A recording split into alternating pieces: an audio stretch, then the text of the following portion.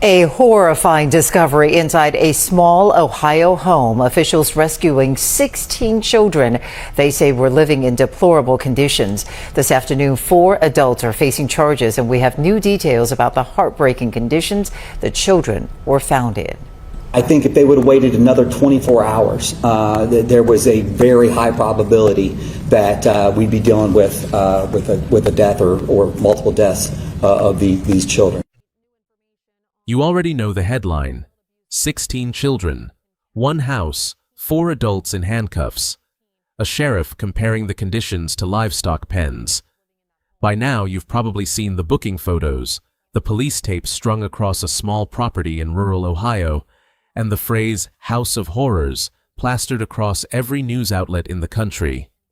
So, we're not going to waste your time re-explaining who these people are from scratch.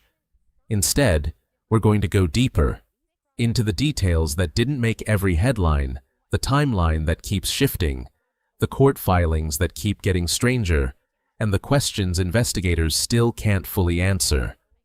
This case has already been compared to some of the most infamous family abuse cases in modern American history, and the more that comes out in court filings, the more that comparison seems to hold up. What started as a routine search warrant turned into one of the largest single-family child endangerment cases the state of Ohio has ever prosecuted. And nearly 2 weeks later, new details are still surfacing almost daily. From birth records to psychological evaluations to community reactions that range from grief to outright rage. 21 details to be exact. Some of these will make your stomach turn. Some will just make you sad. A few might make you angry at systems that were supposed to catch this and didn't. Let's get into it. Welcome to American Crime Tracker, where we uncover the cases that shocked America, follow the evidence, and explore the mysteries that still demand answers. If you're new here, please subscribe and join our community of true crime enthusiasts breaking down the stories behind the headlines. Like this video and turn on notification so you don't miss the next case.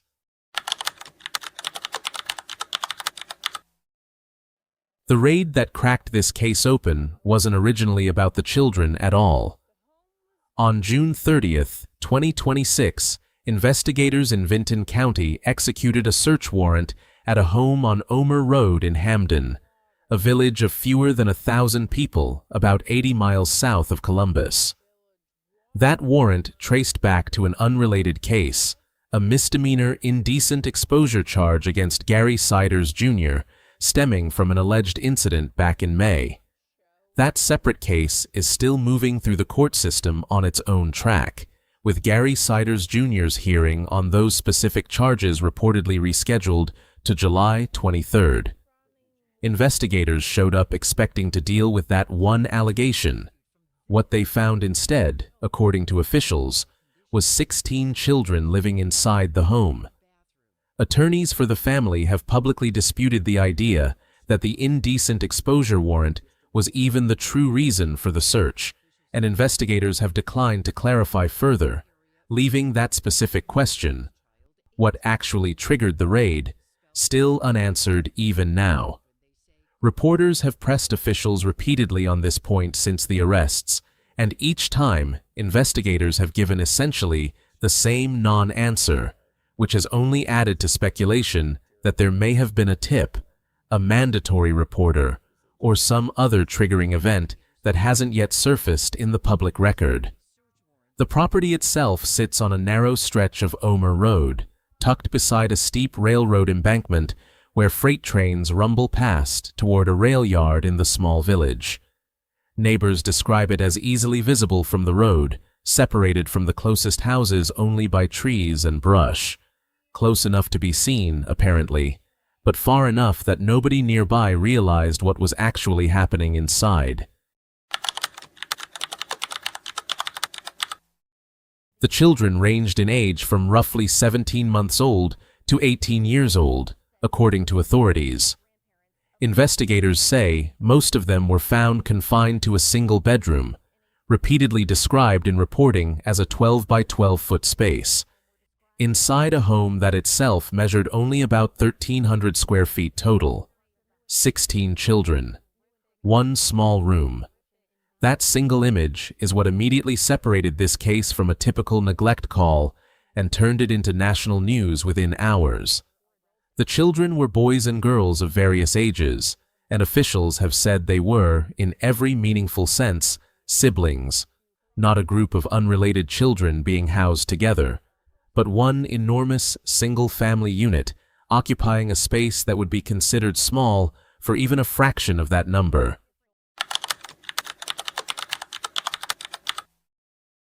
Vinton County Sheriff Ryan Kane didn't mince words when describing what he walked into.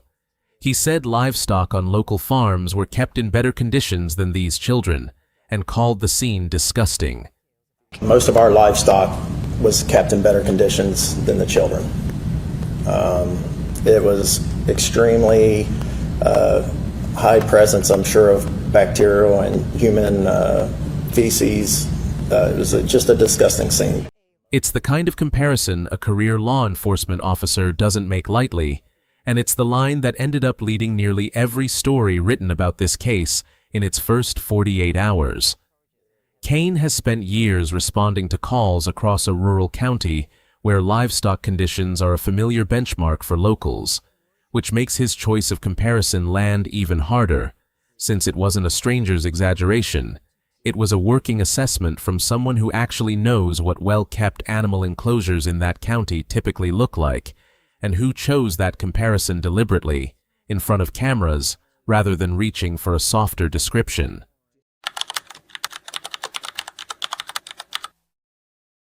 Ohio Attorney General Andy Wilson went even further, describing the children themselves as looking almost feral when investigators first encountered them. He said that in his entire career in public safety and criminal justice, he had never seen anything like it, and called the situation, in his words, pure evil. Ohio authorities are calling it pure evil. Just almost beyond comprehension. That phrase, pure evil, has since become the label most associated with the entire case, even as the family's own attorneys have pushed back hard against it.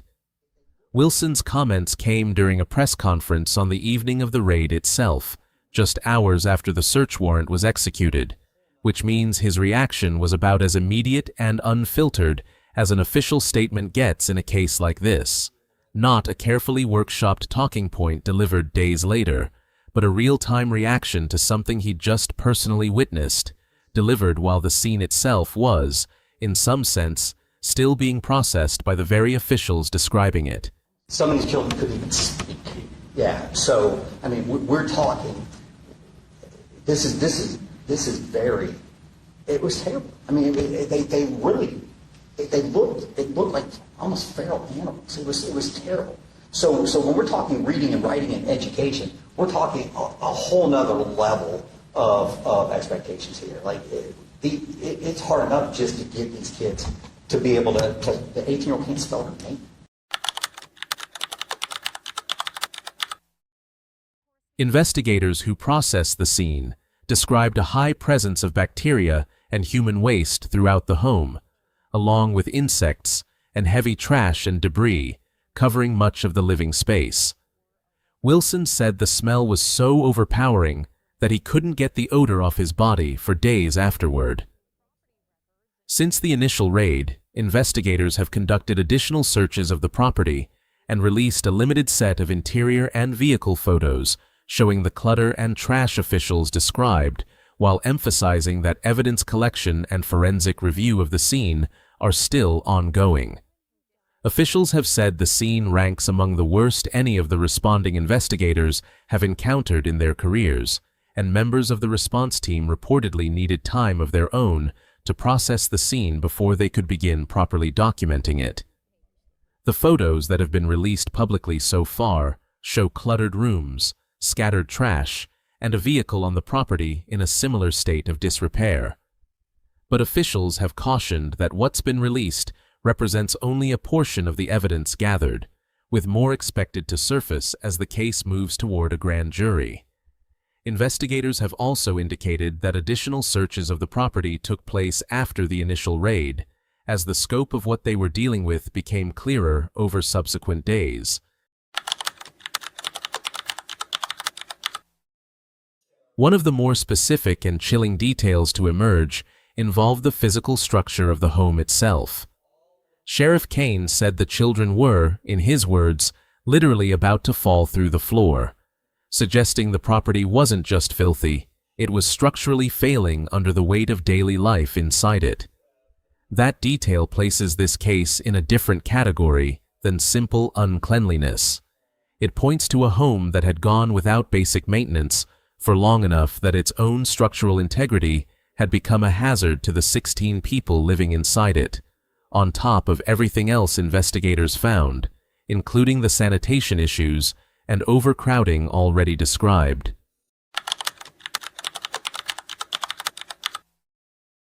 Perhaps the most disturbing detail investigators have shared involves the children's development. Officials said that when they tried to interact with some of the kids, several didn't know how to speak, read, or write. Some of these children couldn't even speak. Yeah, so, I mean, we're talking, this is very, it was terrible. I mean, it looked like almost feral animals. It was terrible. So when we're talking reading and writing and education, we're talking a whole nother level of expectations here. Like, it's hard enough just to get these kids to be able to the 18-year-old can't spell her name. The oldest child found in the home, an 18-year-old girl, was reportedly nonverbal and unable to write her own name. For a child who should have spent over a decade in some form of schooling, that detail alone raises enormous questions about what her day-to-day life actually looked like for 18 years. Officials haven't specified how many of the 16 children were affected by similar developmental or communication delays, only that several of them were, which suggests the eldest child's situation may not have been unique among her siblings. This wasn't a case where children were quietly assessed and sent on their way. Officials said 7 of the 16 children were transported to hospitals in Columbus, with 2 flown out by helicopter. At least 1 child was reported to be in critical condition, and some reporting indicates that child was intubated. As of the most recent updates, all 16 children have been removed from the home and are considered safe, though several remain under ongoing medical and psychological care. The scale of that hospital response, 7 children needing transport, 2 of them by helicopter, 1 intubated, gives a sense of just how physically compromised at least some of these children were at the moment they were found, beyond the developmental and communication concerns officials have separately described.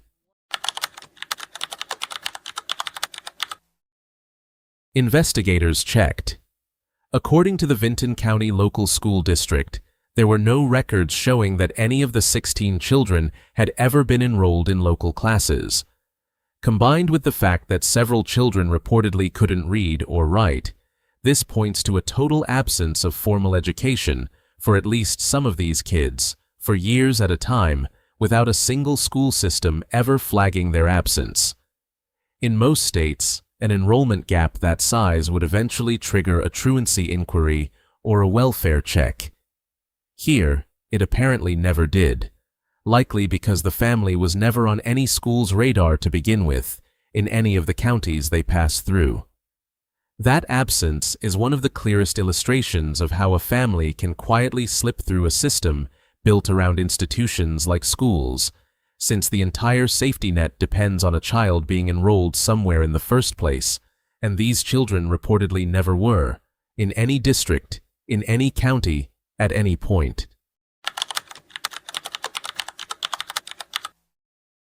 Authorities allege this wasn't a case of a single bad year in a single bad house. Investigators believe the Siders family lived across multiple counties in Ohio dating back to at least 2008, and that they also spent time in Wisconsin before eventually settling in Vinton County. The Ohio Attorney General's office has said investigators believe the family largely avoided establishing medical and government records during that entire stretch. As Wilson put it, This family was simply very good at not being seen, moving before institutions like schools or pediatric offices ever had the chance to build a lasting file on any of the children. Investigators have since said they're working to reconstruct nearly 2 decades of movement across county lines, essentially rebuilding a paper trail the family itself seems to have avoided creating in the first place, a process that relies on piecing together fragments like an old landlord's memory or a single hospital record, rather than following any one consistent thread. That reconstruction work is expected to continue well beyond the criminal trial itself, since understanding exactly where this family lived and when will likely matter for the civil and child welfare side of this case as much as the criminal one.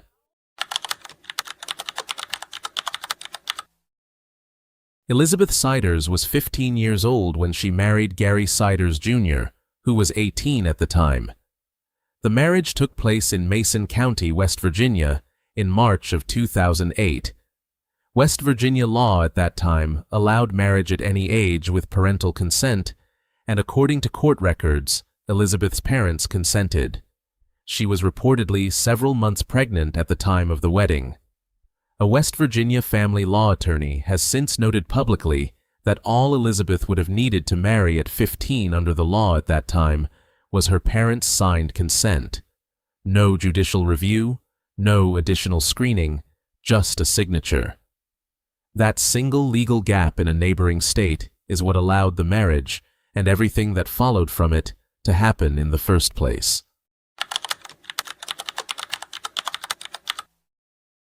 The oldest of the 16 children recovered from the home, the 18-year-old girl who investigators say couldn't write her own name, was born just 2 months after Elizabeth and Gary's wedding.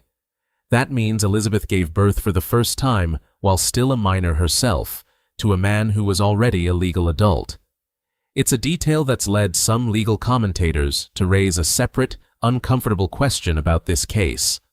Whether Elizabeth Siders, now a defendant facing 16 felony counts of her own, might also be understood as someone who was pulled into an adult relationship and a parenting role before she'd even finished being a child herself. A question that doesn't change the charges against her, but that has clearly shaped how some observers are processing this case. According to Elizabeth's attorney, all 16 children removed from the home are biologically hers. But birth and death records reviewed by multiple outlets suggest the actual number of pregnancies may be higher, with some reporting pointing to as many as 18 or 20 births across her lifetime. Prosecutors have acknowledged that, as of recent bond hearings, they were still working to track down and confirm every birth certificate connected to her. Interestingly, records reviewed so far show a number of those births, reportedly around 11, took place at an actual hospital, Holzer, delivered by certified nurse midwives or physicians, which suggests stretches of the family's history where they had a stable enough address to receive prenatal care, even as other records from the same years remain missing or unaccounted for. DNA testing is now underway for all 16 surviving children, which officials say should help settle the remaining questions about exact parentage and the full birth count. Until those results come back, any specific number beyond the 16 confirmed living children should be treated as unconfirmed, even though it's been widely repeated across social media and smaller outlets without ever being verified by an actual official source or court document.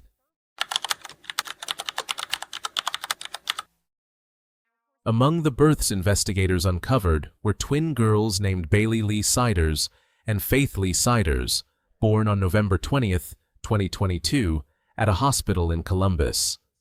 According to birth and death certificates, the girls were born conjoined at the chest, a rare condition known as thoracopagus, at only around 24 weeks of gestation, roughly 4 months premature.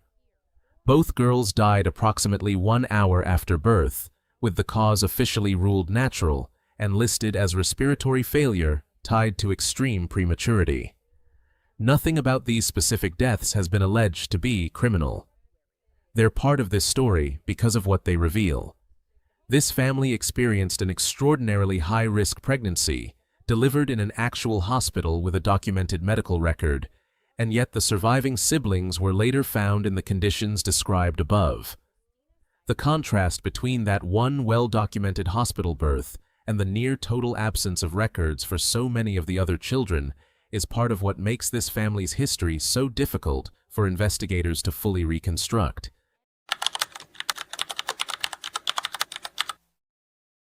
The conjoined twins weren't an isolated event. Court records reviewed by reporters indicate Elizabeth gave birth to at least 3 sets of twins over the years, including pairs born in 2022 and 2024, alongside the twins who died. Combined with singleton births stretching from 2008 through as recently as January 2025, the reproductive timeline alone spans nearly 2 decades without significant interruption. 3 separate twin pregnancies inside one family history is itself statistically unusual, and it adds another layer to the picture. Investigators are trying to piece together about the sheer physical toll this many pregnancies, spaced across so many years, likely took on Elizabeth Siders specifically. Officials have specifically used the term intra-family to describe this case and have said it may involve issues beyond simple neglect. That word choice has fueled speculation about the family structure and the children's parentage. It's important to be precise here. Authorities have not laid out full details publicly. This remains an active and unresolved part of the investigation, and the DNA testing mentioned earlier is specifically meant to establish the facts rather than assume them. Nothing about parentage has been confirmed in court, and it shouldn't be treated as settled until it is. We're including it here only because officials themselves introduced the term into the public record, not to draw conclusions the investigation hasn't reached yet.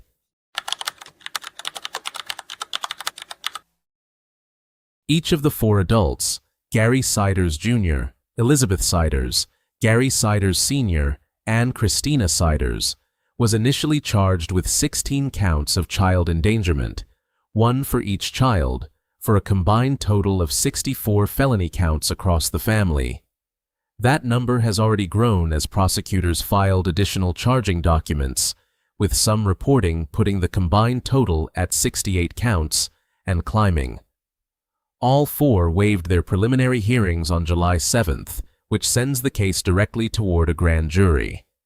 That process is expected to unfold within the coming weeks, and because grand jury proceedings in Ohio are conducted in secret, the public likely won't see the specific evidence presented until an indictment is handed down. Prosecutors have said they expect the grand jury could result in additional charges beyond what's already filed. Special prosecutors have also indicated that because the case involves so many alleged victims and such a long timeline, building a complete charging document has been a slower process than a typical child endangerment case, since each of the 16 children potentially represents a distinct set of facts and circumstances that needs to be documented separately. That complexity is part of why legal observers following the case expect the grand jury phase itself, and any resulting indictment, to take longer than it would in a case involving a single victim or a shorter timeline. Following their arraignment on July 1st, all 4 defendants had bond set at $300,000 apiece. All 4 pleaded not guilty. As a condition of release, each was ordered to have no contact with their co-defendants or with any of the alleged victims. That last condition is notable on its own, since it means that even if any of the 4 were to post bond, they would be legally barred from contacting the very children they're accused of endangering, including any of their own kids who remain in state custody while the case proceeds. Following their arraignment on July 1st, all 4 defendants had bond set at $300,000 apiece. All 4 pleaded not guilty. As a condition of release, each was ordered to have no contact with their co-defendants or with any of the alleged victims. That last condition is notable on its own, since it means that even if any of the four were to post bond, they would be legally barred from contacting the very children they're accused of endangering, including any of their own kids who remain in state custody while the case proceeds. Gary Siders Sr.'s attorneys have since filed motions seeking both a competency evaluation and a potential not guilty by reason of insanity defense. According to those filings, he allegedly struggled to understand basic court proceedings, couldn't identify the roles of the people around him in the courtroom, including his own attorneys, and had difficulty answering basic questions about himself. A judge ordered a forensic evaluation, reportedly expected to take around 30 days, to determine both his competency to stand trial and his mental state at the time of the alleged offenses. Two related but legally distinct questions that will each need to be answered before his case can move forward in any direction.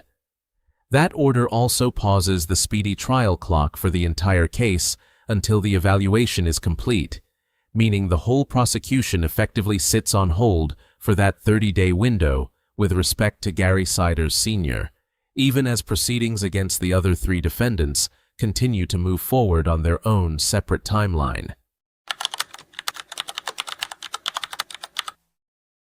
Given the intense national attention, Vinton County brought in Highland County Prosecutor Annika Collins as a special prosecutor, at no additional cost to local taxpayers.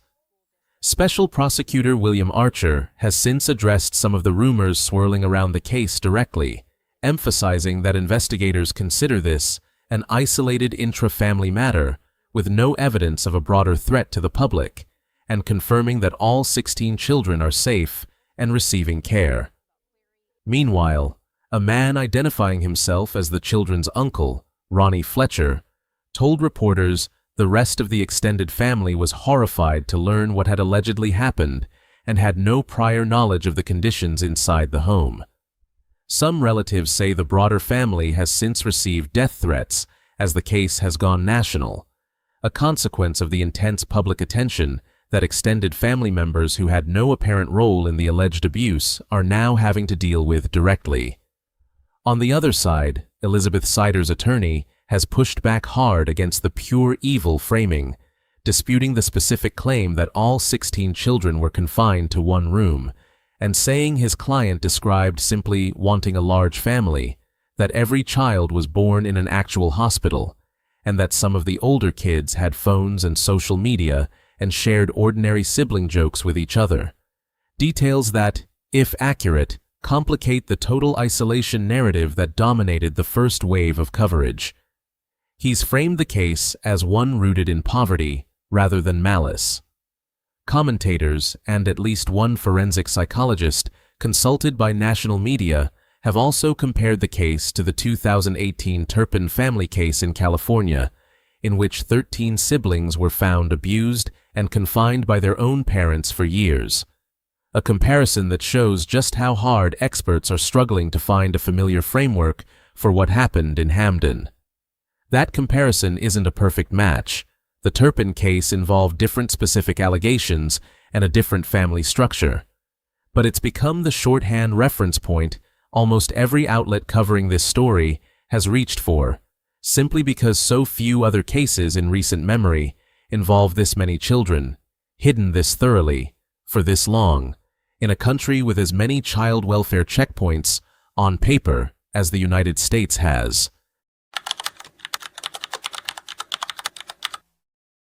All four defendants remain formally charged and have pleaded not guilty, with the case now headed toward a grand jury in the coming weeks. Gary Siders Sr.'s case remains paused pending his competency evaluation. All 16 children remain in state custody, and Ohio has pledged funding to support their long-term medical, educational, and therapeutic needs. Support officials describe as a starting point rather than a finished plan, since the full scope of what these children will need is still being determined. We want to be clear about something before we go. Everything you just heard is drawn from official statements, court filings, and ongoing reporting on a case that is still actively developing. Several details, particularly around full parentage, the exact number of births, and the specifics behind the intra-family language, remain under investigation and have not been proven in court. All 4 defendants have pleaded not guilty, and under the law, they are presumed innocent unless and until a court says otherwise. If you want to see how we cover cases like this one, as new information comes out, hit subscribe so you don't miss it.